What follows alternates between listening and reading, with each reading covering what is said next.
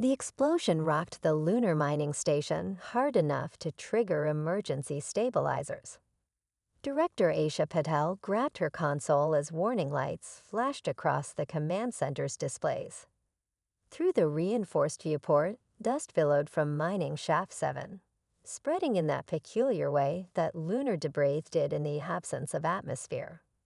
"Report," she demanded, already pulling up diagnostic screens. "Ma'am, we hit something at the 300-meter depth." Operations Chief Marcus Rivera responded, his dark features illuminated by scrolling data. It's not geological." Aisha felt her pulse quicken. After 15 years overseeing lunar mining operations, she'd learned to read between the lines of technical jargon. Define not geological. Marcus's fingers danced across his console, bringing up scan results. The drill bit encountered a perfectly smooth surface. Composition unknown. It extends laterally beyond our deep scanning range. "Show me."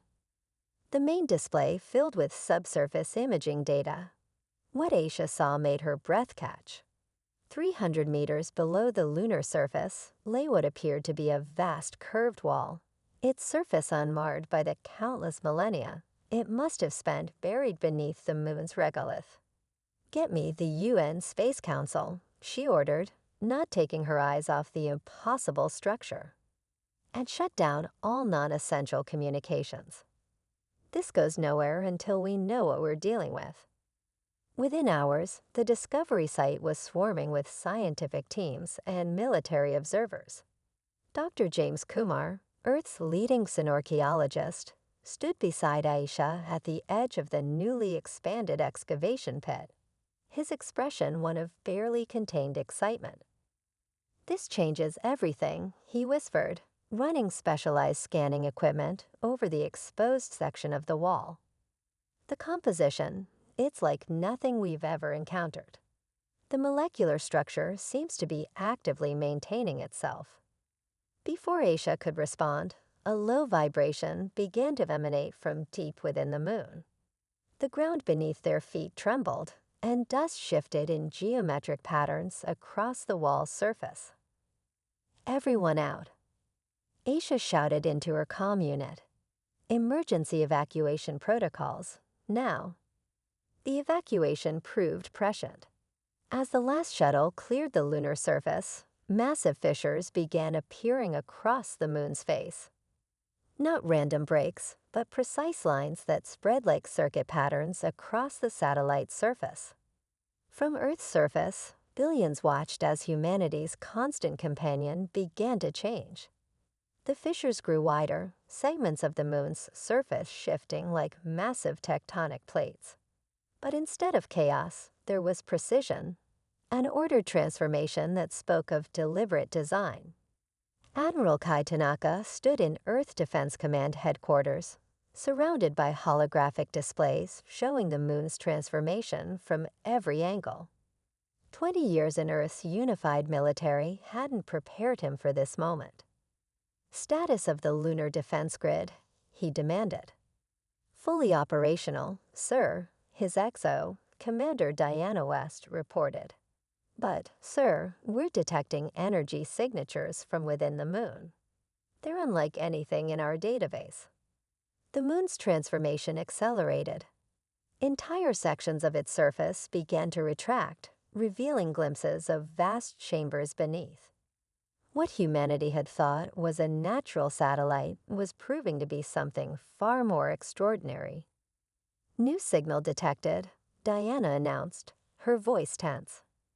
"It's being broadcast on all frequencies, in every known human language." The message that played through Earth's communication networks was both simple and profound. The guardians of Sol awaken. The devourers approach. Humanity's trial begins.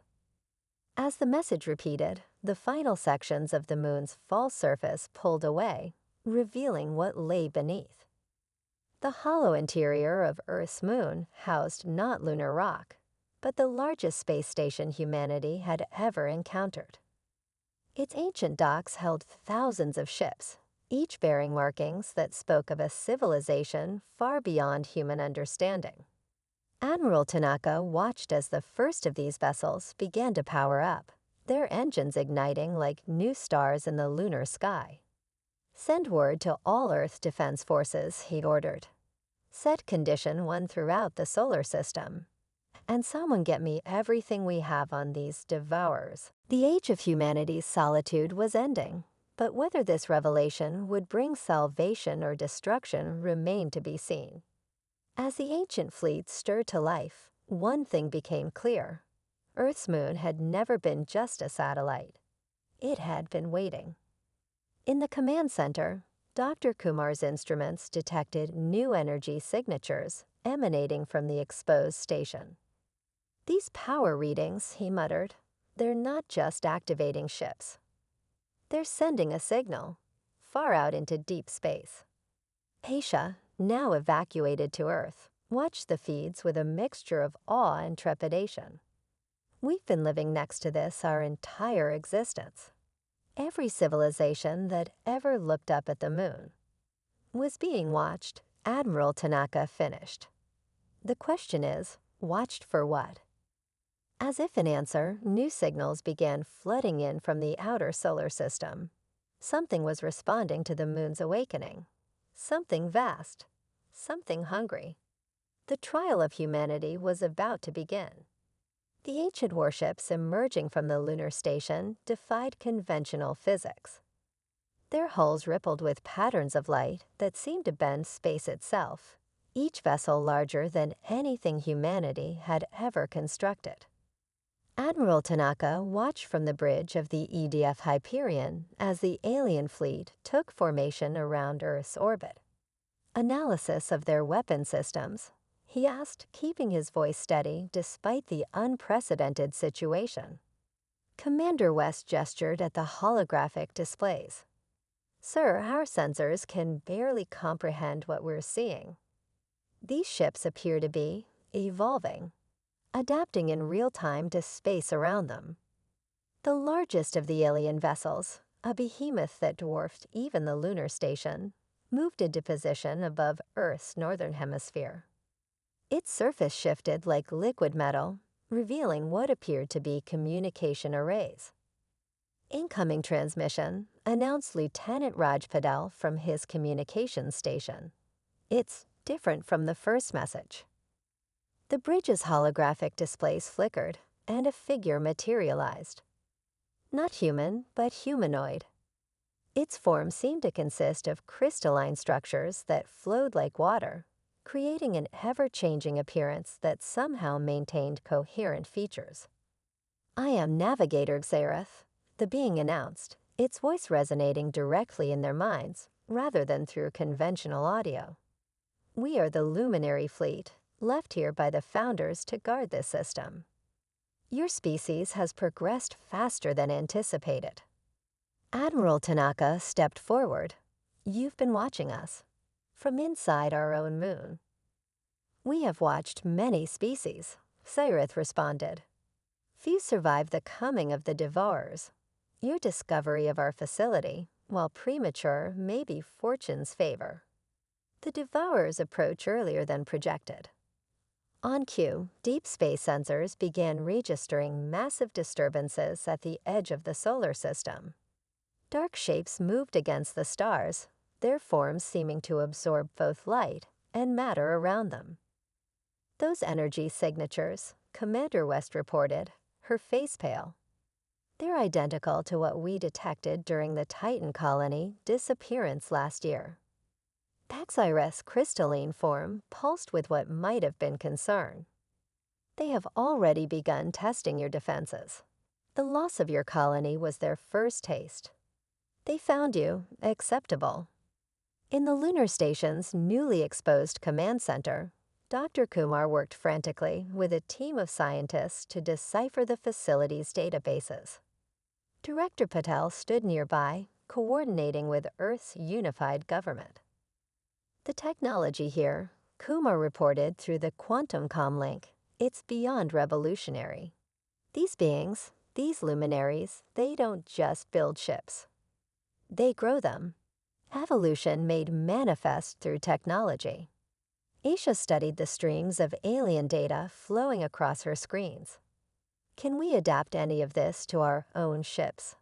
Our own defenses?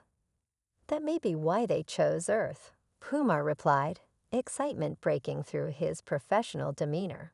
Look at these genetic markers in their database. They've been subtly influencing human development for millennia. We're compatible with their technology. We're meant to be. The Hyperion shuddered as another wave of alien ships emerged from the lunar station. These vessels were different, smaller, sleeker, clearly designed for different purposes than the massive warships. Siege ships, that's Irith explained, noting their attention. They carry the means to upgrade your existing technology, to prepare you for what comes, but you must choose quickly. The Devourers do not grant the luxury of time. Admiral Tanaka shared a look with Commander West. Humanity's entire history of space exploration had been built on caution and careful advancement. Now they were being asked to take a technological leap that would fundamentally change their civilization. The Devourers, Tanaka asked, what exactly are they? Zaret's form darkened, crystals turning obsidian. They are the antithesis of evolution. They consume civilizations at their peak, absorbing their knowledge, their advancement, their very essence. They believe this is the natural order, that life exists only to be consumed by them. The deep space sensors screamed new warnings. The dark shakes were accelerating, their massive forms distorting the very fabric of space as they approached. Your weapons will not harm them, Kyrith continued. Your shields cannot stop them. But together we might show them that evolution has surpassed their understanding. In the lunar station, Dr. Kumar's team made a breakthrough.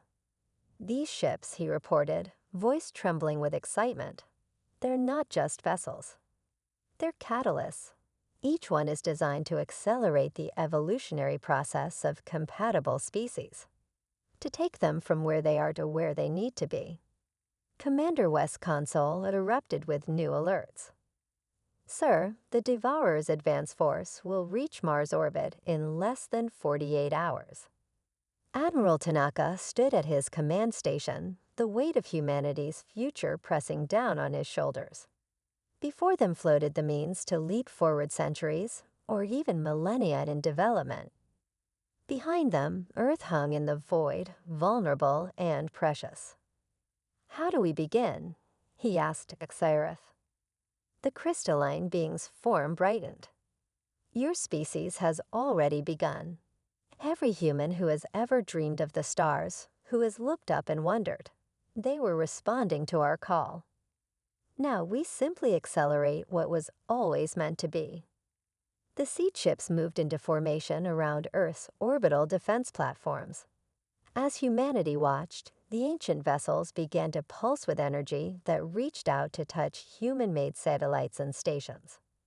Where that energy touched, metal and circuitry began to change, to grow, to evolve. The transformation of humanity's spacefaring civilization had begun. The only question was, would it happen fast enough? From the darkness between Mars and Jupiter, the Devourers watched the activity around Earth with ancient hunger. Their consciousness, vast and cold, reached out to taste the evolutionary potential of their next meal. But this time, something was different. This time, their prey had teeth. The battle for not just humanity's survival, but its transcendence, was about to begin. The transformation began at the quantum level. Throughout Earth's orbital installations, human technology merged with luminary engineering in ways that defied conventional understanding. Dr. Kumar watched through advanced microscopes as nanoscale machines rewrote the very structure of Earth's defensive systems. It's beautiful, he whispered, observing metal and circuitry evolve like living tissue. They're not replacing our technology, they're helping it grow. In low Earth orbit, the siege ships continued their work. Space stations that had once been static structures now pulsed with internal light, their surfaces flowing like liquid metal.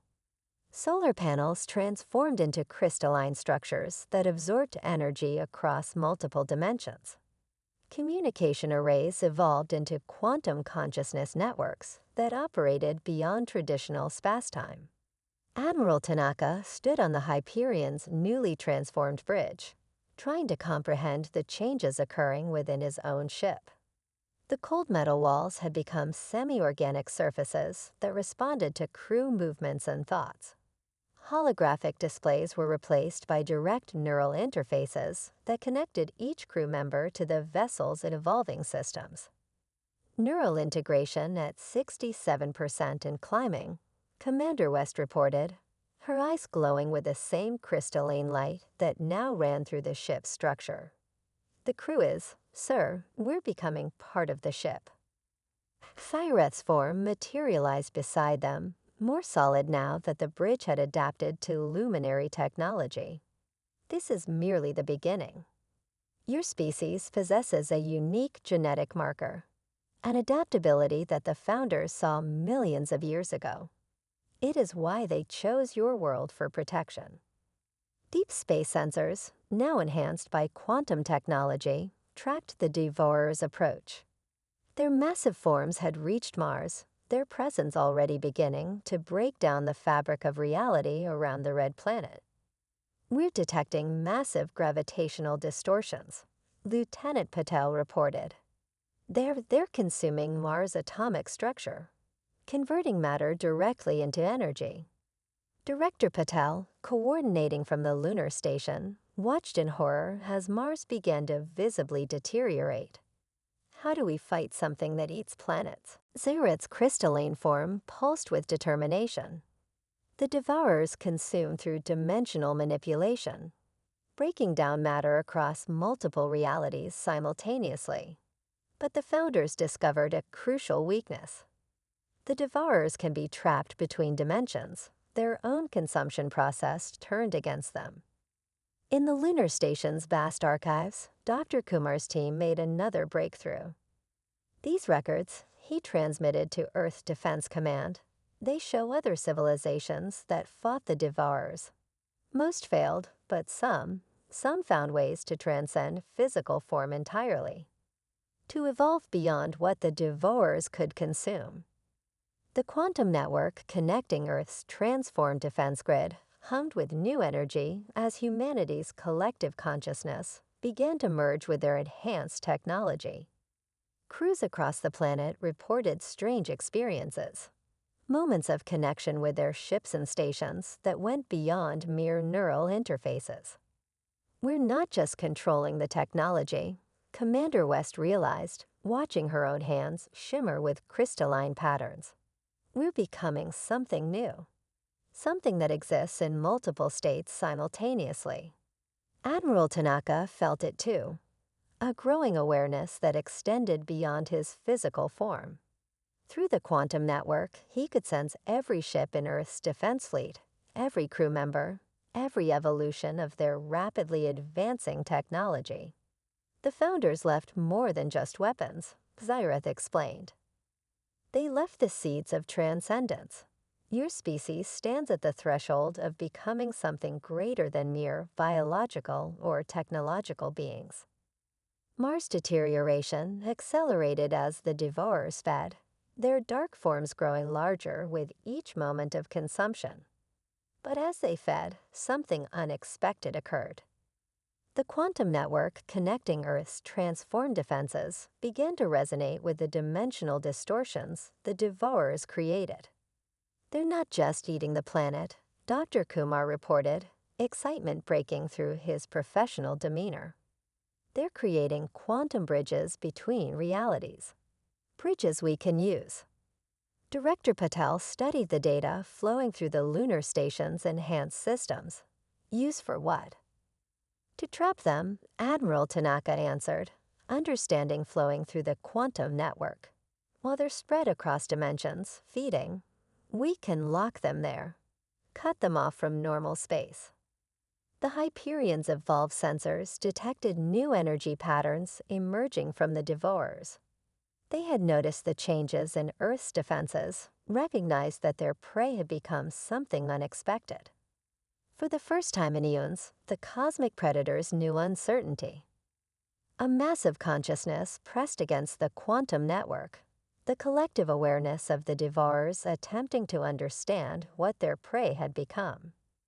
In that connection, humanity glimpsed the true nature of their enemy.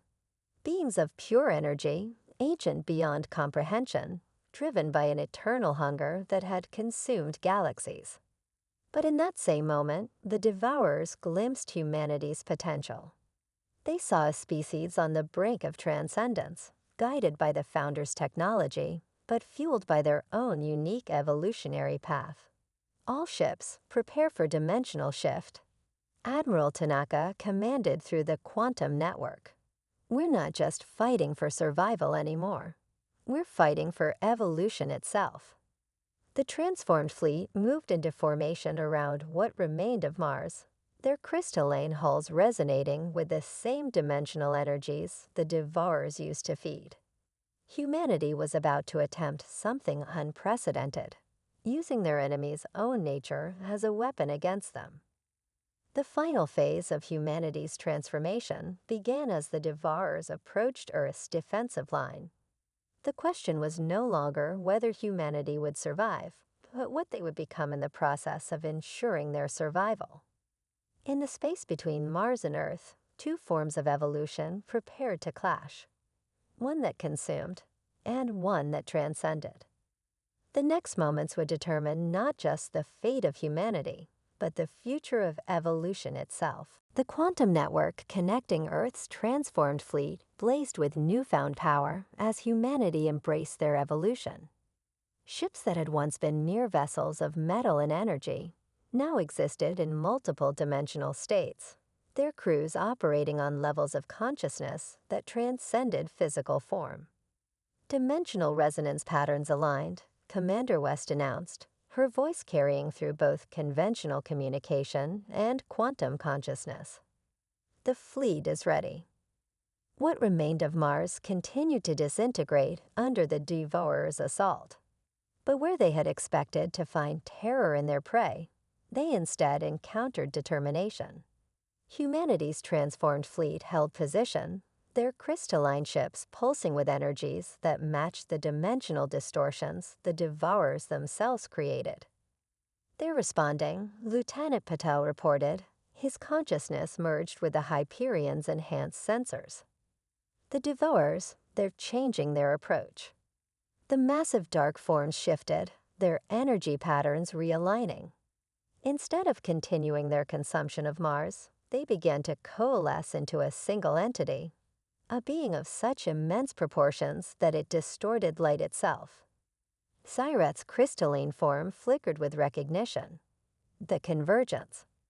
They only unite like this when faced with prey that challenges their dominance. It has been eons since they found it necessary. Through the quantum network, Admiral Tanaka felt the collective resolve of Earth's defenders strengthen. All ships, initiate Phase 1. Let's show them why the founders chose humanity.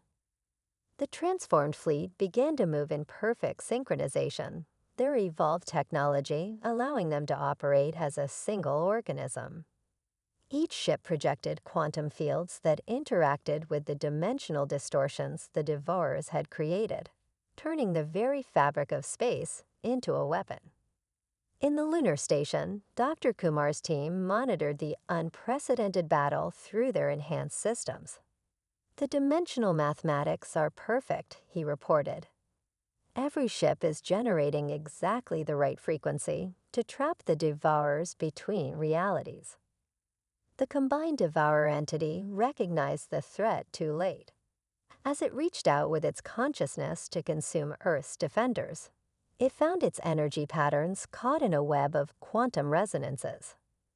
Each attempt to break free only entangled it further in the dimensional trap humanity had created. Now, Admiral Tanaka commanded. Earth's transformed fleet activated their evolved weapon systems simultaneously, Beams of pure quantum energy lanced out, not to destroy the devourers, but to lock them in their state of dimensional flux. The massive entity found itself unable to fully exist in any one reality, trapped between states of being. But the devourers had not survived for eons by being easily defeated. The trapped entity pulsed with ancient power, its consciousness reaching out to tear through the quantum web humanity had created. Dimensional stability failing, Commander West warned. We can't hold them indefinitely. We don't need to. Admiral Tanaka responded, his consciousness already connecting with the next phase of their plan. We just need to hold them long enough. From the lunar station, Director Patel activated the final sequence. The ancient facility, now fully awakened, began to pulse with energy that dwarfed even the Devourer's power. This was the Founder's true legacy, not just the means to fight the Devourers, but the power to fundamentally change the rules of existence itself. Quantum singularity forming, Dr. Kumar reported, his voice filled with awe. The station, it's creating a bridge between dimensions. Not just a trap, but a gateway. The space between Mars and Earth lit up with energy as reality itself began to bend.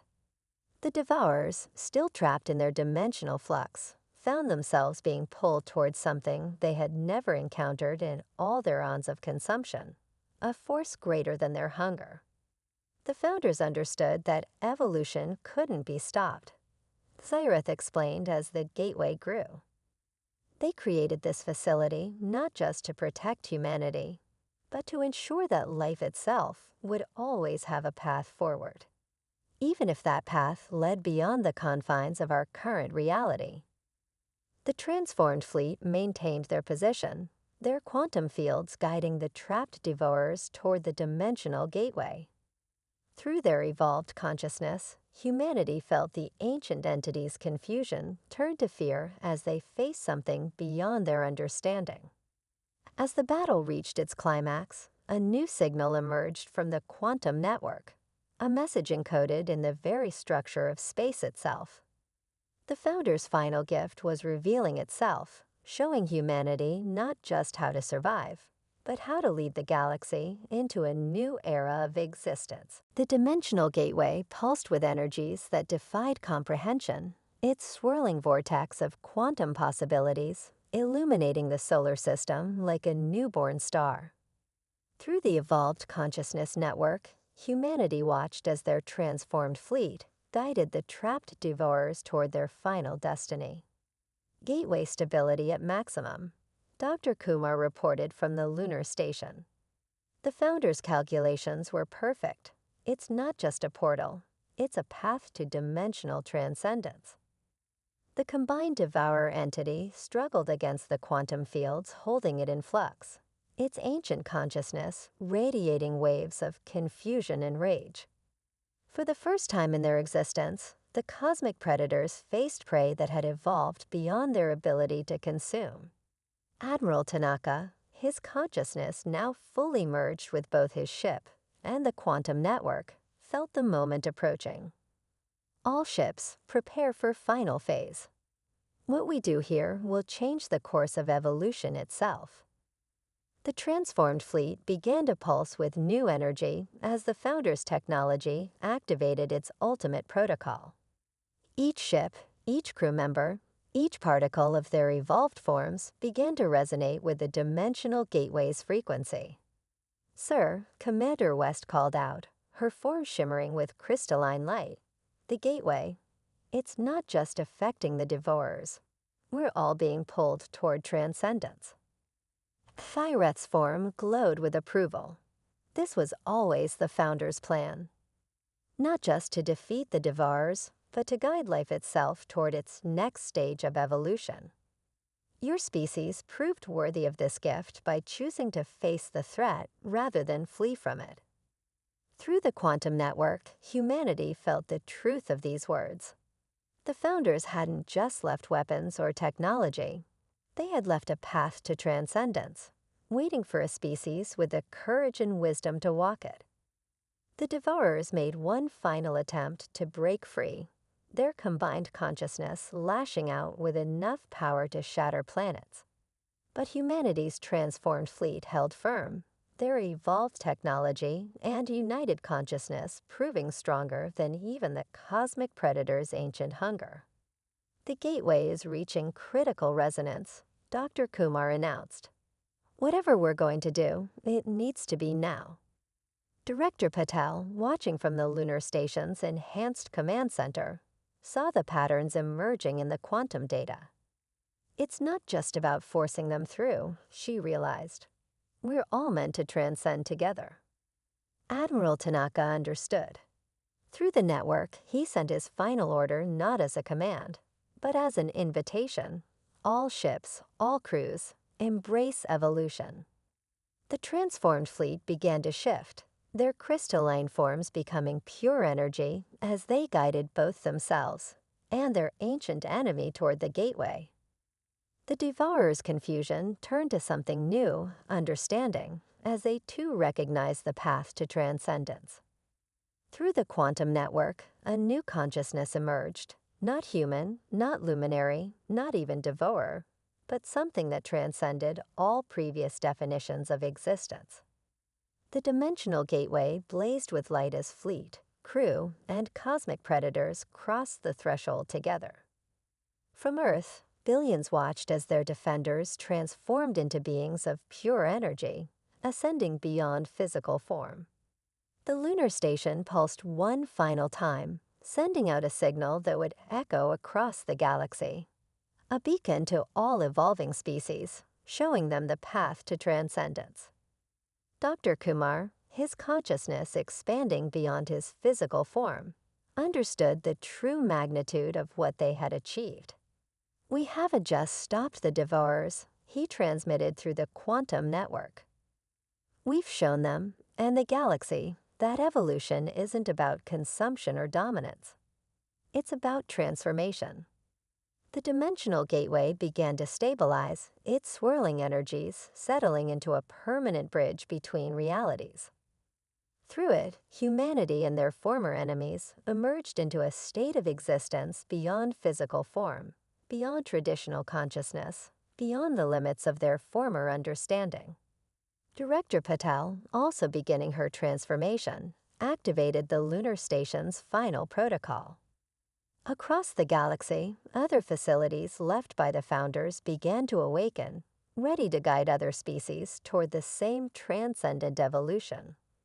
What happens now? Commander West asked, her consciousness merging with the greater whole. Zaret's response came not in words, but in pure understanding. They would become the new guardians, guiding other species toward transcendence, ensuring that life continued to evolve beyond the boundaries of physical existence. The solar system blazed with new light as humanity embraced their role as shepherds of evolution. The age of physical form and cosmic predators had ended. The age of transcendence had begun. In the space where Mars had once orbited, the dimensional gateway remained as a testament to life's ultimate destiny. Through it, transformed humans and reformed devourers watched over their galaxy together, no longer predator and prey, but partners in guiding the next stage of cosmic evolution. The Moon, Earth's faithful companion, continued its orbit. No longer a simple satellite or even a hidden base, but a beacon of hope for all evolving species. Within its ancient halls, the founder's legacy lived on, waiting to guide the next civilization ready to take the step beyond physical existence.